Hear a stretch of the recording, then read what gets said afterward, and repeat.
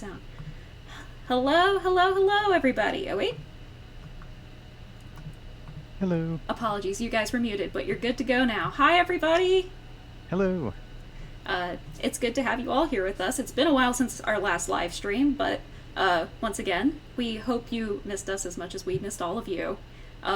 Welcome to the live stream. If it's your first one, welcome, welcome. If it's not your first one, welcome as well. If this is your first live stream, you probably don't know any of us, but we're going to go around and give ourselves some introductions. Our guest host for today, he's a newer addition to the team, but he's been very helpful in the production of one of our biggest topics that we're going to be talking about today. Scott, why don't you give yourself a big warm introduction? Hello.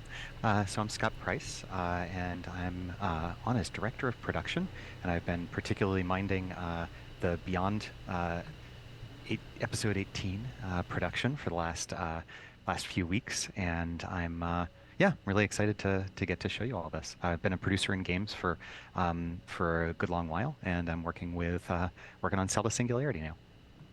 Nice, and we're really happy to have you on the show with us, Scott. Thank you for joining us. And Uh, Andrew, it's your turn. Hi, my name is Andrew Garahan. I also go as Lunch in the Discord, and I'm the head game designer for Cell to Singularity. And I also do a lot of programming. I like to program stuff. I like to program games. So, Yes, for anyone who doesn't know who Andrew is, he's also Lunch in Discord. He's the creator of the game, so give him a big, warm welcome and hello. hello. And for anyone who isn't following us on social media, you might not know who I am. I am Emily. I run a lot of our social media channels. I appear on the TikTok videos that we have every once in a while. And I also produce and run the streams here. So, love to bring this content to you guys. We're always trying to connect with you and see how you're doing. Oh, if I'm playing around with background music and stuff this stream, so if anything seems off, please just let me know. It's always a work in progress here, but we love to hear your feedback, whether it's about the stream, whether it's about the game content, anything. So, how about let's roll on into the first part of our show? Um, Yeah, and can you guys hear us okay in the stream? And yeah, we'll get oh, started. my voice is a little muffled. That might be because my mic is further away. Let me bring You it sound closer. great. You sound great on our end, but Hello. I might be a little oh, loud nice. now. Crystal clear. Okay, cool. Well, let's go into it. I know that this has been a really hot topic for everybody who has been playing Cell to Singularity, whether you're a new player or it's something that you've enjoyed for a while. But the Beyond, I think, is a big topic for everybody. And this is why we have Scott on the stream with us today. He's been really in charge of a lot of the efforts going into it. So, Scott, we would really love to hear your perspective on how production for the Beyond has been going, and just to hear your thoughts and what And you're most excited about for it. and and maybe even starting off like, well, okay, so like, well, one, what is Beyond X18, and like even the news, like, okay, so we're doing something else with the Beyond, like that's kind of, we haven't really formally announced it, so yeah, so what is Beyond 18? Like, what is Yeah. Yeah, no, I'm so excited to be sharing this. It's a really cool addition to the game. And when the original Beyond, the part one of the Beyond was first released, I was really excited because I'm a minor astronomy nerd. And so getting to go beyond Earth and out into the solar system was really awesome. So the Beyond has been another simulation in Cell to Singularity for a while now, and we've been working on new content for it. So so Beyond X18 here is the 18th episode of the Beyond. We're going to be releasing the next part of the Beyond in about monthly installments. I'll get into that a little bit later. And the with each one being a rank. So you in the Beyond, for some of that framing, in the Beyond, you're helping Semblance run a simulation, not of Earth, but of the solar system. And you go further and further out uh, through the solar system, starting with the sun and then going further out, to discover more about the planets and model the solar system so that Semblance can understand where we are. Episode 18 takes us on to picks up where we left off. So we Yeah, left off. where Oh, did we leave? Where did we leave off at the end of the Beyond when we did? I think we did the Beyond like 2 years ago. I think it was a while ago. So End of so 2021, was it? yeah, yeah. Well, yeah. boy, So that what was a a while ago, and then we just kind of ends a little abruptly at the end of rank 17. But yeah, where does it end off, Scott? It ends on, yeah. I think, the yeah. Yeah, so the Beyond was exploring the solar system, and the last beat of it was discovering Alpha Centauri. At which point, Semblance stepped in and sort of said, "Okay, well, so now that we've got the solar system and we're starting to reach out, I need some time to process." And that time turn became about 2 years, and so Beyond 18 picks up right where that left off. So when we release it, Alpha Centauri will no longer be the end of the experience. Semblance will encourage you to restart the simulation and then go back through and continue onto our some of our neighboring stars. So Alpha Centauri is one of the closest stars, in fact, really the closest star. Um, and so it was a great spot to sort of end this now when you get to Alpha Centauri, you've clearly gone beyond the solar system. So 18 is about finding more of our galactic neighbors and looking at a few other stars. So just like previous episodes or ranks, uh, we have an objective from Semblance to discover something. So traverse a field of stars is Semblance's objective for this episode. And what that means is that we're going to be learning about different kinds of stars. Um, and so some of that is back in our solar system, learning about a little bit more about how our solar system works, so that we can model other systems. But then we'll go out and we'll be discovering whole other stars. Uh, Yeah, let's and yeah, just to keep building on that. So yeah, like when we did the Beyond 2 years ago, we got to Alpha Centauri, and we thought that was a pretty good pausing point or ending point because we had explored the solar system. You learned about some interesting new concepts like the Oort cloud. But when we got to Alpha Centauri, we were like, okay, this is pretty good. Um, and then we kind of stopped working on it. Last year, we worked all on the Explore events. So we spent the whole year creating 7 Explore events, which were kind of a different thing. But we want to come back to the Beyond and actually start continuing the story. And we were kind of like, well, what do we do next with it? And it kind of seems obvious that we need to go like basically further or deeper into space. And kind of just continuing the journey out to the Milky Way is kind of the first direction that we had.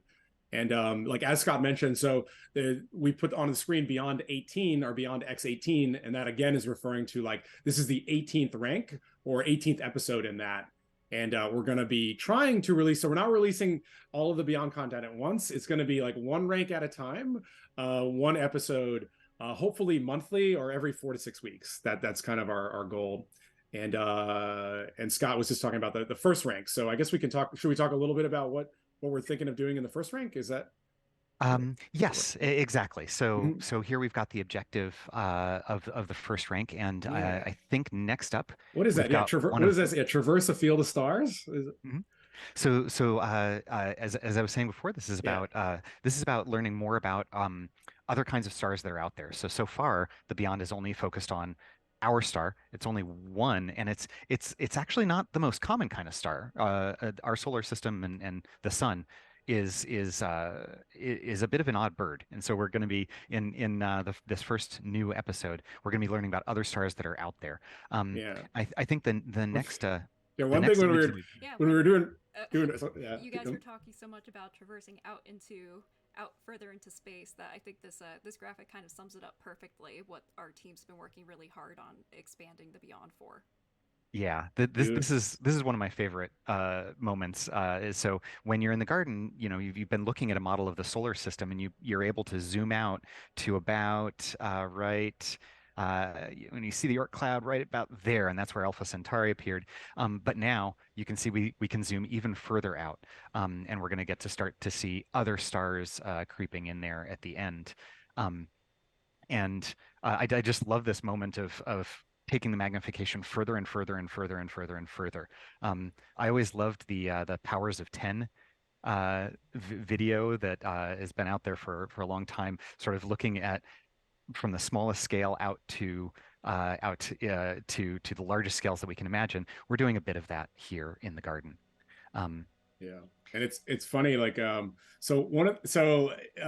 we did kind of take a year off from doing the Beyond, but one of the reasons we didn't jump right into extra ranks is because we actually had a big technical problem that we couldn't deal with. Our simulation, we couldn't zoom out any further. So Alpha Centauri was about as far as we could zoom out. And we had to change the way we basically display the entire garden space. So it allows us to zoom out much further, and that problem actually took us about 8 months. We had a programmer that was trying to figure this out, and it just took this guy like a long time. But once they finally figured out how to zoom out, we were like, oh great, we can finally continue to zoom out. Because for me, like Scott was saying, to be able to do a continuous zoom is like such a great feeling. And we talked a little bit about like, could we just like load in a new section of the space? But I really wanted to have this continuous zoom. And as you see in this video, like you're going to be continuously zooming out from episode to episode. And this one, I think this one's like from 1 to like about 10 light years is kind of the space we're looking at in this upcoming rank or Yeah, episode. yep. Barnard Star is Barnard Star, which you can see at the end of this, is another one of our nearest neighbors and is about 6 light years away. Tau Ceti, which you can also see creeping in at the edge there, is about 12 light years away. So we're sort of in that neighborhood. And yeah, like to underscore what Andrew was saying about just the technical challenge. You know, there are lots of ways in games to sort of do zooms and sort of fudge it. But one of the things that I think is really awesome about this is we've done it in a way that keeps the data together so that the distances that we're talking about are real distances. They're modeled pretty well. You know, some of the sizes when you zoom in are shifted and how close you zoom in so that you really get to see these stars. Obviously, we're not zooming in as close as we did on Saturn or Mars to these stars, or else we'd be inside of them. But you getting all of that to be Yeah. in one zoom at these literally astronomical distances Yeah. was quite a challenge. Yeah, and then like with the first part of the Beyond, if you've played it, like all the orbits and positioning is basically it's as good as at least Wikipedia's like reference stats. So it's quite accurate. And someone just asked, Sour Cucumber asked, like, are you going to have the actual distance for Alpha Centauri at 4 astronomical units? Yeah, it's going to be placed like where we know it's supposed to be. And so these stars in the new rank 18, they're all positioned like basically exactly where we know they are positioned. And that's going to be one of the fun parts of the new episodes of the Beyond is like you're building a very realistic model of our known universe as you go further out. And also, I just wanted to say, as a bystander to the development team, you guys have done a really stand-up job with the garden. It's really awesome, and I love seeing how it's expanded since it was first created. But that's not the only thing that's got a bit of a revamp. I believe the tree also has some cool features as well, so I'm gonna pull that up. Yeah, let's take a look at that.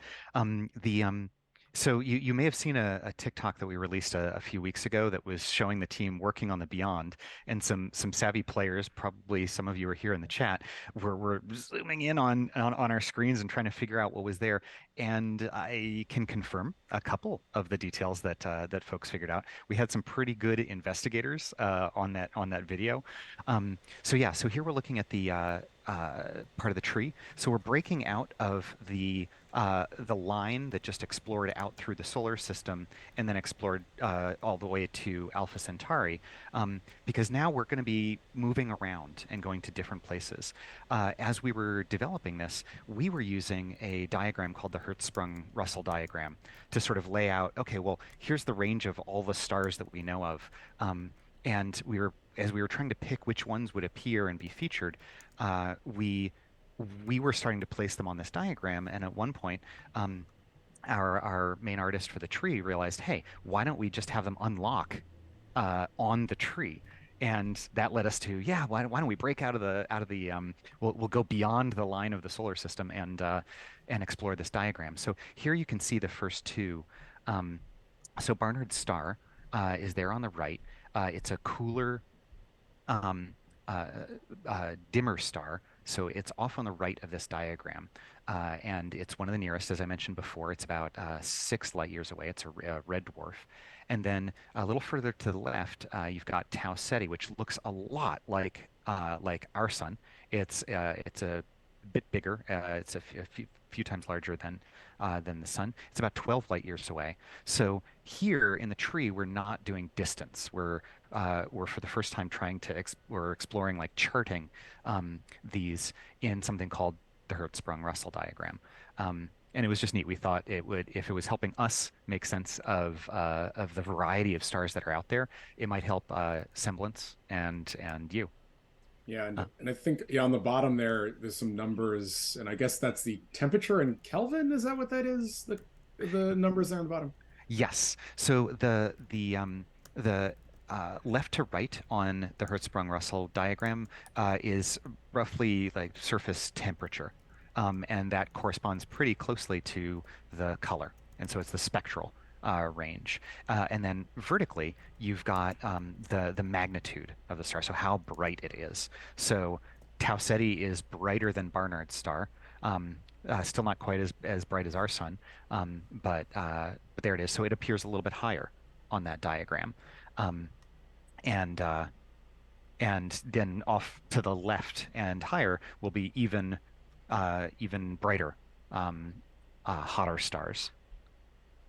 Yeah, So I yeah. wonder this is could really be over there. yeah. I wonder what. So we're kind of revealing two of the generators that will be in the first episode 18, Tau Ceti and Bernard Star.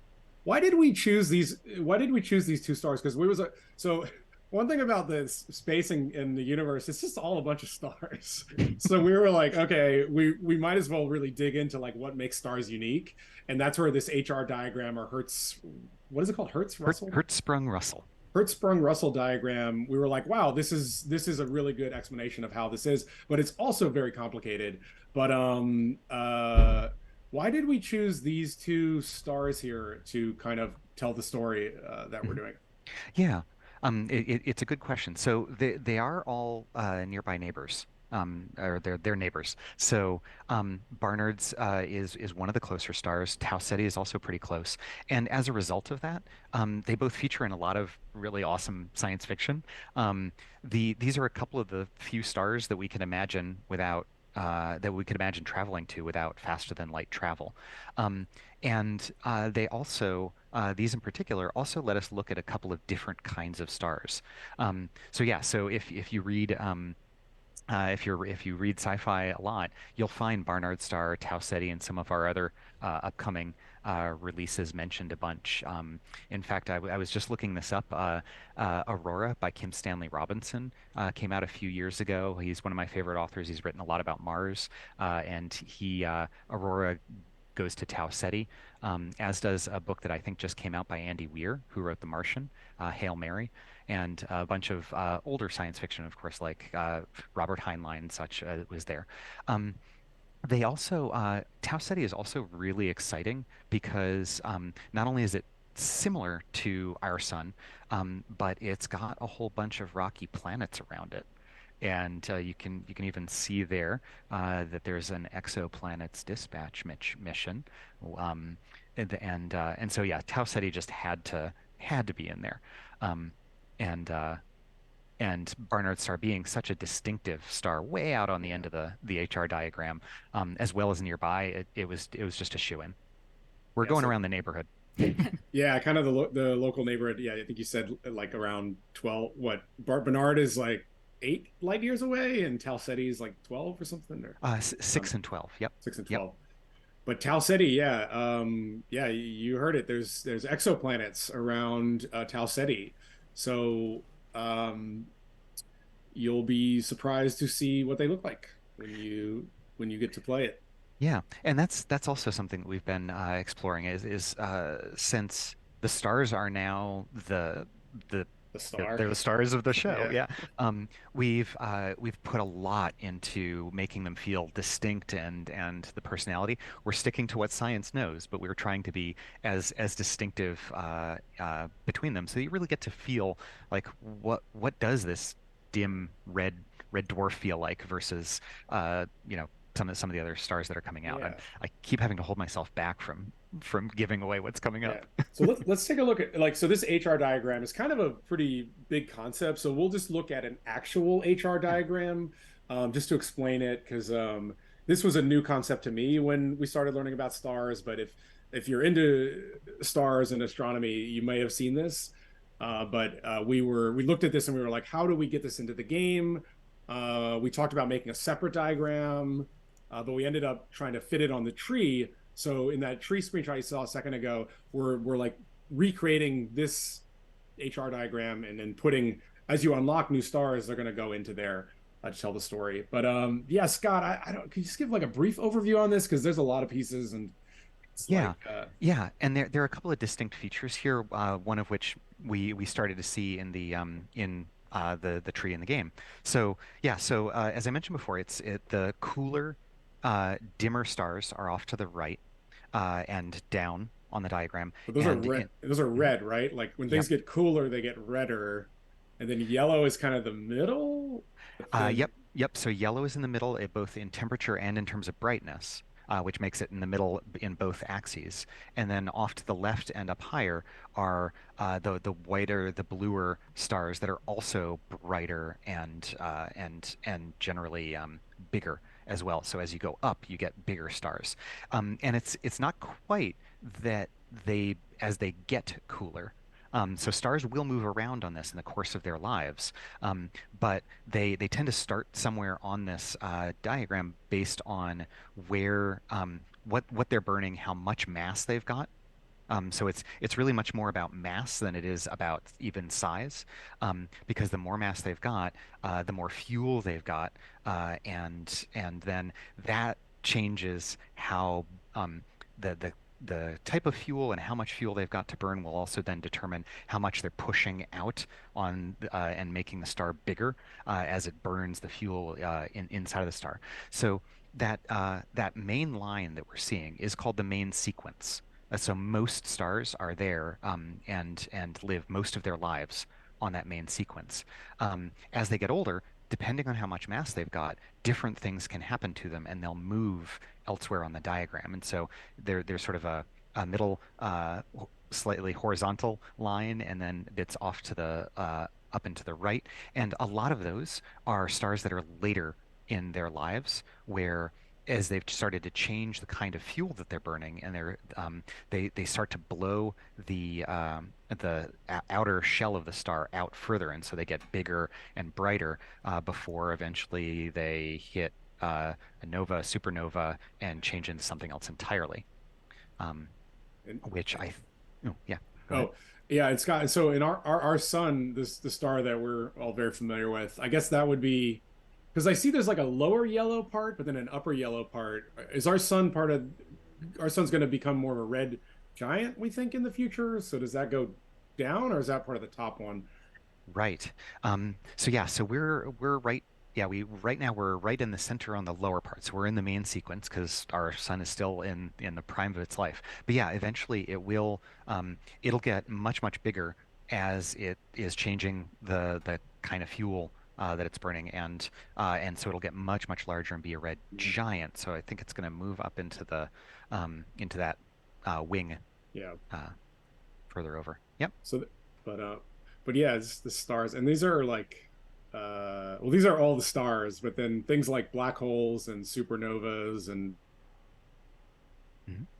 Yeah, and actually, that might be for the next sneak preview image that I've got from the game. Oh, let me pull it up. Do we got next Um, year? Someone in the so chat, sorry to interrupt, but someone in the chat I think put it very eloquently that stars literally mimic humans. Like we're not so far apart from each other. mhm, We all Because age. we have a yeah. because we're born and we have a life, and then Well, eventually run out of fuel. It's as the they get older, they get a circle little of bigger around the middle. life. Yeah. Um, so what we've got here is showing part of what I was just talking about. So in the first part of the Beyond that we'd already released, we had different stars that you could form, and they would give you trait cards that you could use to upgrade the different discoveries that you were making. And those were all population one stars. So again, prime of their life, and in the main sequence on the diagram there. Uh, but as we go out and we're seeing vastly different kinds of objects in the game, some of those old trait cards don't apply as much, and we need a new set that speaks to the breadth of what we can find in the Milky Way. So we've opened up a new line of these, the population two stars, and those roughly correspond. So the smaller stars, once they're heading toward the end of their life, will uh, will shift and become a white dwarf. And there are lots of different ways that they can do it, and some cool things that happen along the way. But they tend to become white dwarfs if they're small, up from about 8 to 20 times the size of our sun. So in that yellow range, they will they're likely to become a neutron star. And so we've got that as the transformation for that population two star. And then the largest stars will have so much mass that eventually, when they do collapse and they're not burning to keep themselves inflated anymore, they can collapse all the way into a black hole. So these are the unlockables that will give you trait cards and upgrade the rest of the simulation. And there the unlocks on these, and what I was saying about the stars being really the stars of the show. We've done so much with the animations and the visual rendering that I had to show what it looks like to unlock a neutron star, which I think is um, our next visual. But yeah. Yes, it is. Let me pull that up real quick. Sorry, I'm still troubleshooting my mic a little bit. Can everybody hear me okay? Mhm. Here we are. I queued it in when it was a little bit at the end, but it'll begin again. There we go. Yeah, so the population one stars, you're pulling dust in to actually form the star. But here, since these are transformations, the star is already there. But as it goes nova and then becomes the neutron star, we get to watch that whole transformation. I just love this. I also like the name of the star, Lich. It's a very ominous. Neutron stars are scary, weird places. The gravity is kind of insane. You find forms of matter on them that you won't find anywhere else, and they also are in some ways like a dying or a dead star. So the name of this one, Lich, is particularly appropriate. A Lich is a kind of undead monster in mythology. Feels very fitting for sure. I remember Ryan, our developer, who is very passionate about the Beyond and all of the content going into it. He's pretty much been the head developer on the whole process. He was working on this animation, and I remember seeing it over his shoulder and being like, "Whoa, that's so cool!" And he was like, "It's not good enough." Yeah, and you should check out some of the other ones the as well. I wanted to show this one because I love neutron stars and the way that they as they that they spin. And so you can see these jets of energy coming out of the poles as it rotates. The details all there, and I love that about this game. It's really great. But I know that this right here is not the only thing that is coming to the Beyond. You might be asking, like, what else could there be? We've already shared so much. But this might be one of my favorite parts about the Beyond that's coming up that we're going to see in episode 18. Yeah, so we've been releasing constellations that will help you upgrade certain kinds of celestial bodies in the first part. And again, as we move out into new kinds of objects, we need to change what we're upgrading. So we're actually going to have two constellations coming out in episode 18, and one of them will be many people's favorite, Ursa Major. You may know it because the Big Dipper is there as the tail, the 4 stars that I've unlocked in the screenshot, going into the back of the bear. So yeah, so we've got two new constellations. We'll be releasing new constellations with each episode as they come out. Super cool. Yeah. We won't share what they look like though. Oh, We yeah, need some sort of not yet. mystery. Exactly. Well, and it's so fun to unlock these. I mean, that's something to sort of wrap up some of this. There are just so many awe-inspiring celestial bodies, and the scale is so humbling.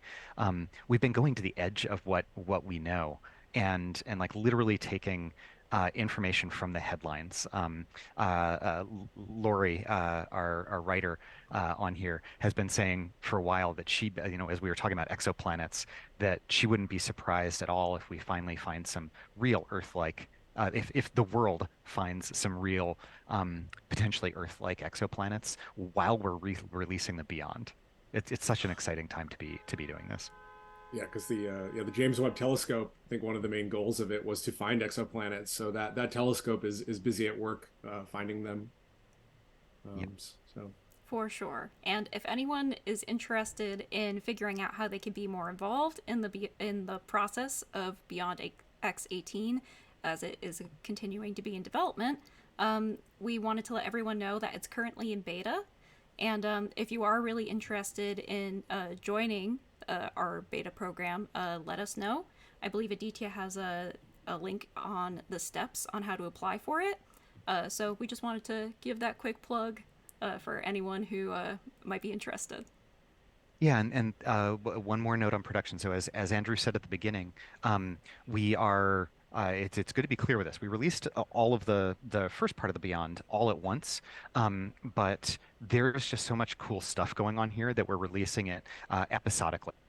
So what's in beta right now is Beyond X18. It's episode 18, and then we are hoping to release new installments about every 4 to 6 weeks once episode 18 comes out. And when episode 18 is ready to go, then 19 will probably go into beta. yeah, so keep an eye out. And if you're not on our Discord, feel free to join the Cell to Singularity Discord to stay updated on that. And you can join. There's a beta channel in there, so you can see what we've been doing on it. Yeah, and also, I think this is pretty much coming to a wrap on our Beyond episode 18 segment. So stay tuned, everybody. Thank you for hearing out what we've been working on. Our team's been hard at work with all this new content for you guys, and we hope you're really, really excited because we are. With that said, I know that there's been a lot of changes happening in the main game as well, which Andrew, if you haven't met him earlier, if you're coming into the stream late, guy in the middle, is our head developer who has been hard at work improving the health of our overall game. So how about we go into that as well? And Andrew, take it away. Tell everyone what's been going on. I know we've been saying a lot of stuff on social media. Yes. Let's get the word out. Hello. Yeah, so we're making some very large economy tuning changes to the primary simulation. If you've been playing in the past couple weeks, you may have noticed that your metabit production has gotten slowed down quite a lot. So we've kind of reduced the overall production of metabits. And we're going to continue to do that. So we are nerfing some of the metabit production.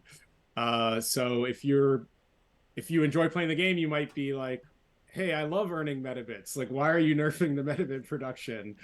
So there's a few reasons why we're doing this. And essentially if you played the dinosaurs, you've played the Beyond, they kind of live in their own separate universes, and they have kind of their own tuning, and they're paced in their own way.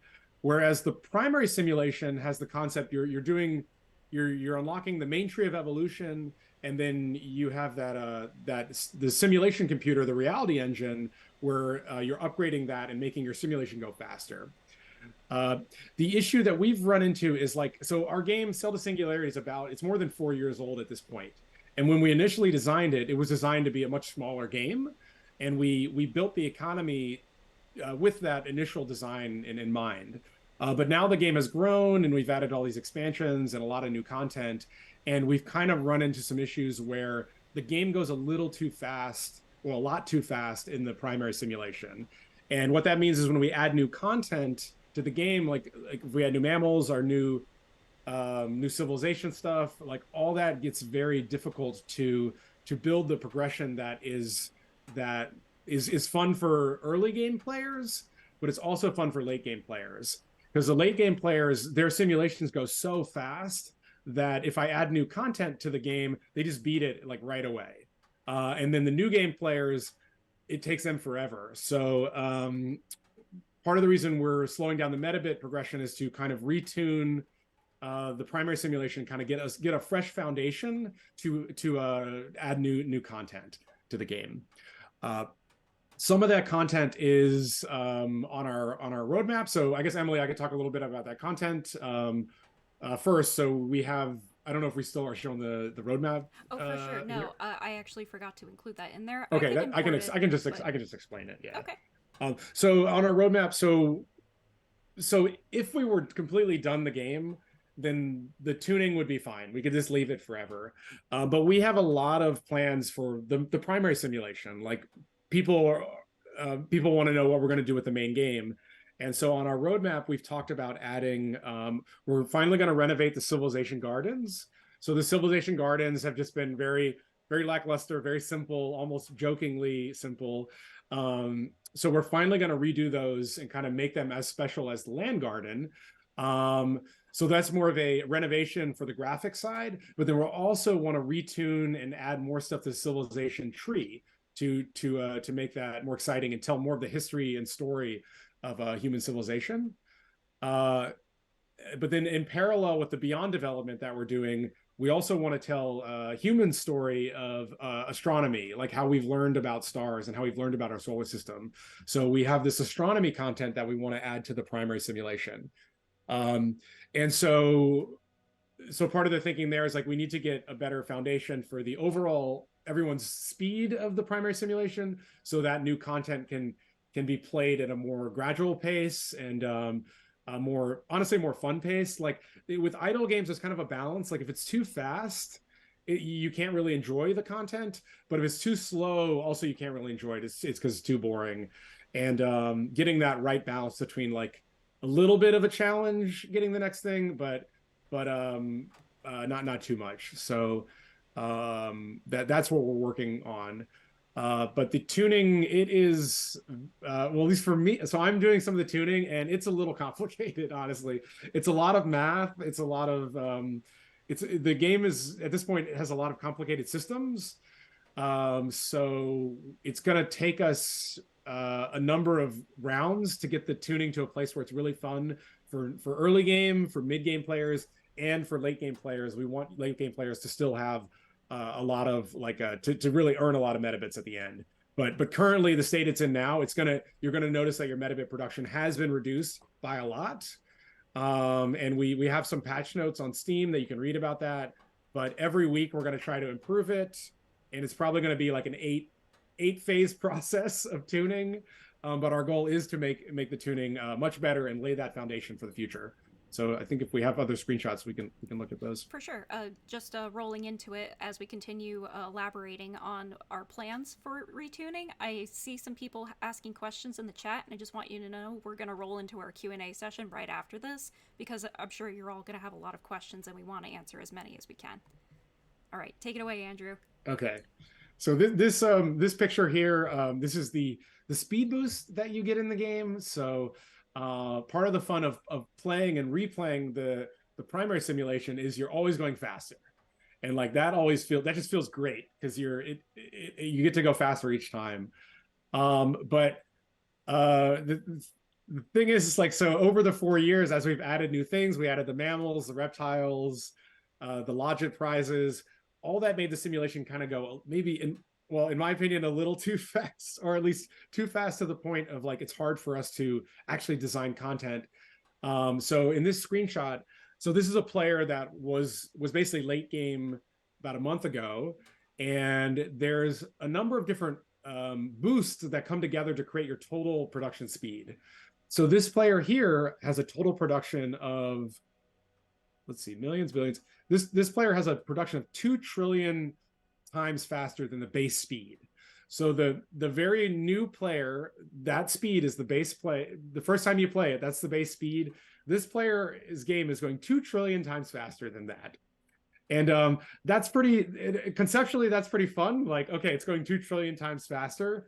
The only issue is 2 trillion times faster is more faster than like we can even perceive when we play it. And it means that like the pricing of all the nodes, it gets kind of out of whack. Like the beginning is like totally not connected to the end game or the mid game. So by reducing some of these boosts and basically lowering your overall prestige boost power, it's going to allow us to tune things more effectively. Like because right now it's like it's very hard to do that. And currently, this is where the speed is coming from. So there are four or five major areas where you get speed boost. So the first one is this concept of your mind bonus. So we call total mind bonus. So the way this works is every time you earn a metabit, so to get metabits, you have to basically collect currency in the main simulation. You earn your first one at 1 trillion currency, then you get a metabit. Then the second one is like 2 trillion currencies, and then it's like 4 trillion currencies. You keep having to earn more and more entropy to earn the next metabit. But as you earn metabits, you start to get a small passive bonus in the background, and we call that the metabit mind bonus. As you mine more metabits, your simulation increases. So we first nerfed that a lot because what that was causing, we had some issues where, like about a month ago, we had to actually cap it at 45,000 because some players were getting past that and their simulations were going infinitely fast. So about a month ago, we had to put a cap on that, which feels very unnatural, but we put a cap on that. Now we've nerfed it a little bit, but it still means that what it means is like basically it's much lower than 45,000, but it also means late game players still feel like they're not making any progress later. So you're going to feel that way for a few more weeks, but then after that, we're going to try to adjust this curve. So even late game players can always keep increasing their mind bonus and continue to feel like they're at least every prestige you're increasing your production. But this requires us to basically redesign that progression curve. So that's not in the game right now, but that's where, again, our goal is for late game players to continue to earn more and more benefits each time they prestige. But this means we have to basically like do some math modeling and create a new curve for that. So that's one part of your bonus. The second part, which a lot of speed is coming from, this is the reality engine upgrades. So the reality engine upgrades, these are upgrades that you buy with your metabits when you prestige. And we call these speed upgrades. They all have kind of science fiction names, but ultimately they just make your simulation go faster. So previously, 2 months ago, you could get 1 million times, about 500,000 times faster by just buying all the metabit progression stuff. And what this was happening, it kind of got out of control where players could basically beat everything in the primary simulation in about 2 weeks.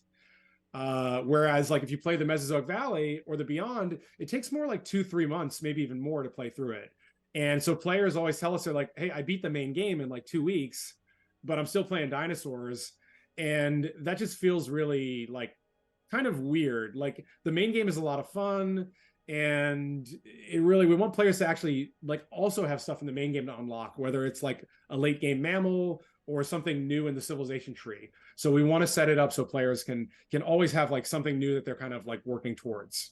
So right now the big nerf is we've reduced the power of those reality engine upgrades. So those are we have another patch coming out and it nerfs them quite a bit. So you will definitely notice a huge reduction in metabit production.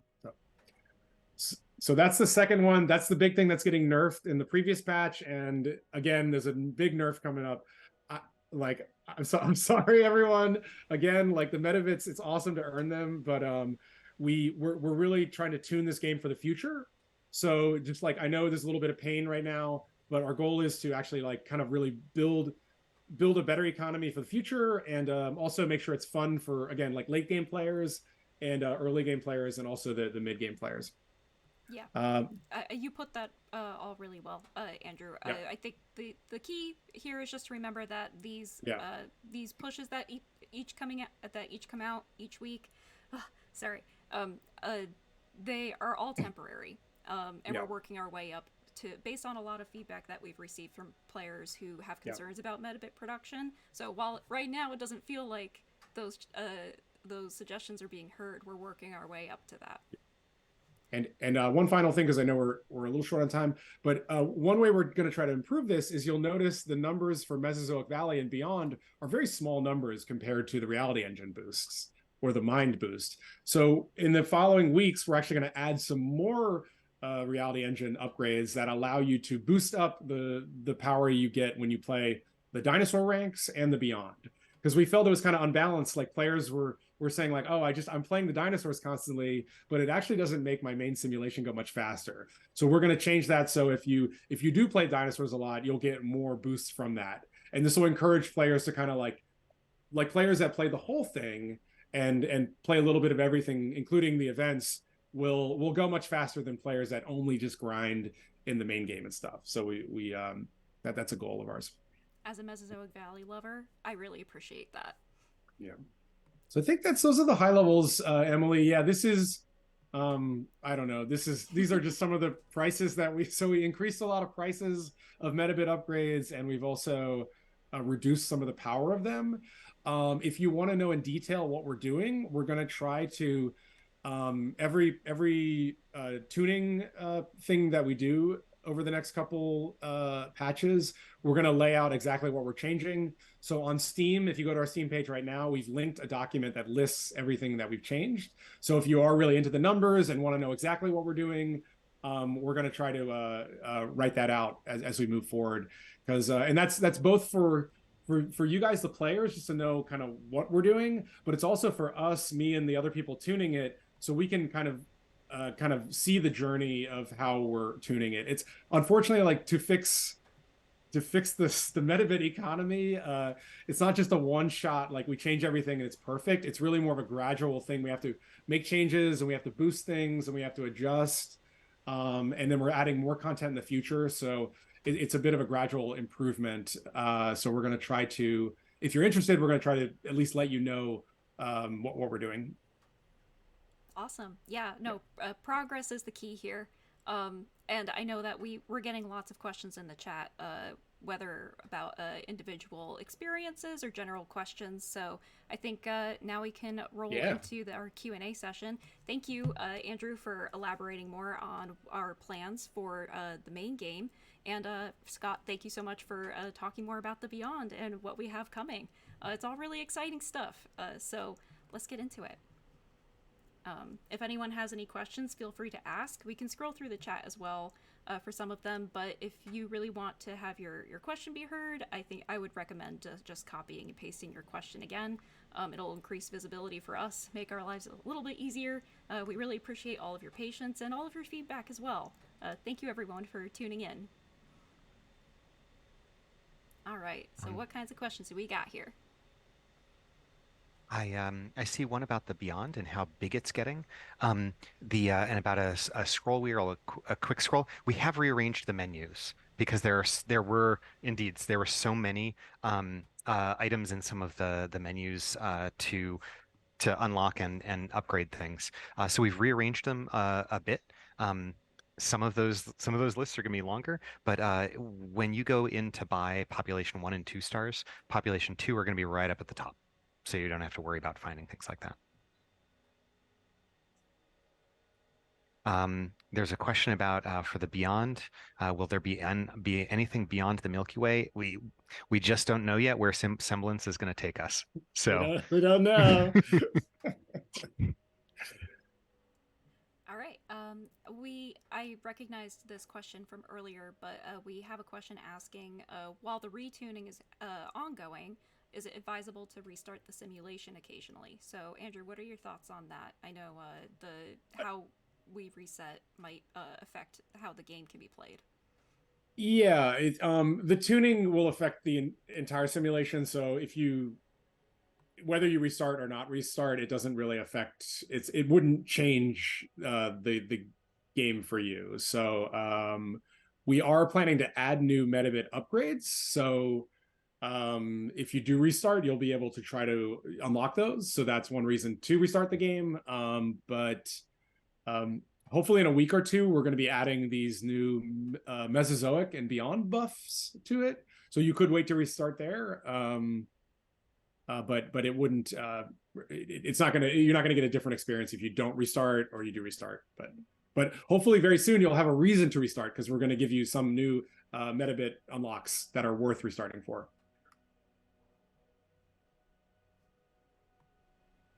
Oh wow, we got a lot of questions. Thank you, everybody. Let's see. We have a 2-for-1 here. Number one, Beyond Phase 2 plans to be completed after how many ranks? Um, Again, I want to stress we're releasing it episodically, so there isn't really a Phase 2. So look forward to a new episode released at incremental periods. Scott, if you would like to elaborate more a little bit. yeah, yeah. The how many episodes or how many ranks we'll have would get us into how far are we going to go. So that's TBD or to be shared, I guess. But yeah, we'll be bringing them out about every 4 to 6 weeks, each new episode. Um, and for the other 5 events to come, I think is a question about the limited time events, Yes. right? Is that um, and so right now we're focusing on the beyond and on this big upgrade to, as Andrew said, the civilization tree and the main simulation. So those are also on the roadmap, but they're before the other limited time events. We're all into so many things that we've got lots of ideas for what we want those events to be. It's really more of a question of when they fit into the roadmap around the other stuff that we're focusing on. Yeah, well, like we have so much that we would love to include in the game Pie in the Sky, but we only have about 10 core team members like consistently working on the game.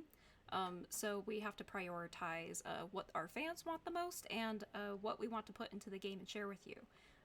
So our current focus is on the Beyond episode and on retuning for the main game and also working on Civilization, which is already a lot.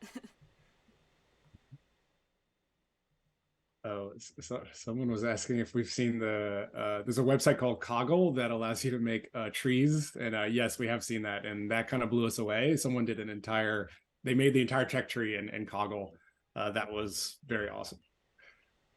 Yeah, some of our fans make really crazy trees. It's really cool to see.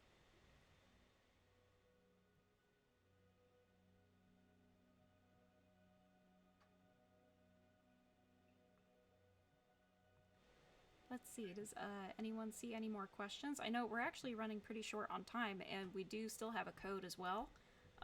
So I think we have enough time for 1 or 2 more questions before I give out that special Darwinium code. Yeah, so there are a couple of questions about restarting and prestiges, and I think some of that was in what Andrew was saying about those different numbers from the different simulations. Um, every time you do restart and go to a new rank in the beyond, it does improve that's one form of prestige. Uh, Although I don't think it's what folks are asking about directly, but that improves how your overall production a little bit each time you prestige or rank up in the beyond. I think the question is more about what will there be a total prestige for restarting? We're not gonna that's the kind of thing that you do when you completely finish the beyond, and so at least until we've hit a logical endpoint, it's ranking up the simulation and restarting the universe is the prestige in the beyond. Yeah, Acon Animus asks, when you reach the cap of the reality engine and you're getting max, it says the metabit size is max. Yeah, you'll still continue to earn metabits. You just have to build your economy for that simulation up again. The max, when it says max metabits, the problem is the numbers are like so big that computers have a hard time doing a subtraction and an addition on these really large numbers. So, but yeah, we'll get that improved in the future. And I think we have I'll ask one more question about it looks like the retuning happening in the main game. Currently restarting does not make a lot of sense since the increase in metabit production is very low. Will this change with future releases? I believe that's the goal. Yeah, the goal. So it sounds like you're probably a late game player where you've unlocked most of the stuff in the prestige menu. Yeah, the goal is to so currently, yes, your metabit production is much less than it was a few weeks ago. The goal is later to add like late game speed boosts that allow you to kind of keep earning a lot more. And we're gonna change the mind metabit progression curve. So as you keep getting deeper and deeper, you should still always be able to earn more and more metabits. Whereas like late game players may have known. Oh no. Did he freeze for you, Scott? Uh-oh. Yes, I think the data coming from his feed has exceeded the max size. Oh.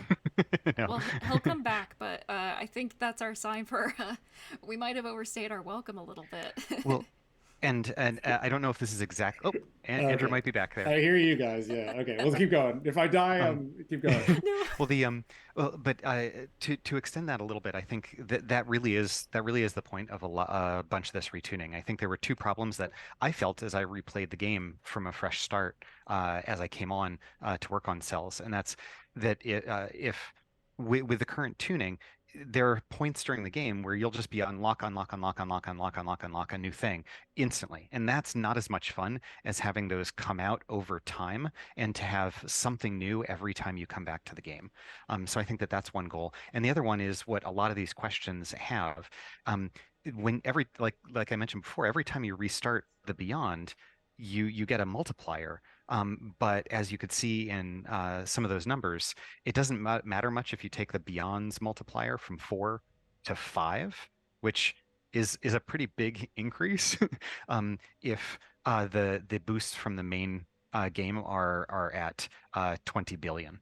Right, 4 to 5 doesn't matter when it's up against 20 billion. So I think it's also to even that out so that playing, like Andrew said, playing all the parts of the game actually matter as you go through the arc of all the content that we've got.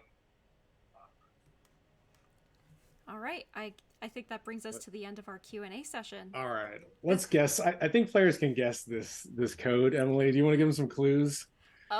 If anyone did watch and speculate over our TikTok video where I might have spoiled some things without their knowledge, it might be one of the stars that people have guessed. So, was that? Yeah, it might be a star, but it was not one of the stars we showed earlier. It might be a. So we're trying to guess what the code of the stream is for the free Darwinium cubes. What do we think the code is? Oh, and I think they. Oh, they got it. They got it. Nice job, guys. Too many clues. Too many that clues. was kind of a giveaway clue. So yeah, you were right. Serious. You got it. Serious. It's all caps. SIR. Did Ryan put that in? Did we add that code? It's for 30 cubes this time around. As a thank you, everyone, for all of your continued support. We really appreciate all of your feedback. And I know that currently with the retuning happening, there'll be some growing pains, but it'll all be worth it in the end. So in the meantime, enjoy these 30 cubes. We really appreciate all of you, and thank you. Yeah, thanks a lot. Thanks for joining the stream, and keep an eye out for news on the next episode of Beyond, episode 18. Woohoo! Yeah, stay tuned on our socials. We'll be sharing things. There's more to come. And Oh well, wait.